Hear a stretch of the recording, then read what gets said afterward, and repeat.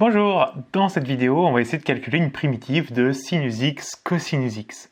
Et on va le faire évidemment pas de une manière, ni de deux, mais de beaucoup de manières différentes.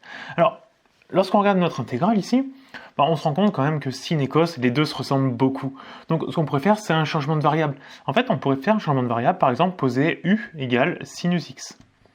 Parce qu'en fait, quand on va devoir remplacer le dx, c'est-à-dire la dérivée, le sinus en le dérivant, il va devenir du cosinus, et donc on n'aura plus que du cosinus. Donc ça va nous permettre de remplacer un sinus par un cosinus, et donc au lieu d'avoir deux trucs différents, on n'en aura plus qu'un. Ce sera un petit peu plus simple. Donc si notre u vaut sinus x, comme nous on va avoir besoin du dx, il va falloir qu'on dérive. Donc on va avoir du égale, quelle est la dérivée de sinus? La dérivée de sinus c'est cosinus, donc on aura cosinus dx. On va avoir tout ça. Et comme nous, ce qu'on va devoir remplacer c'est le dx, on va l'isoler. Ça nous fait donc dx égale du sur cosinus x. Et donc, si on remet tout ça dans l'intégrale, sinus x, on a dit qu'on le remplaçait par u.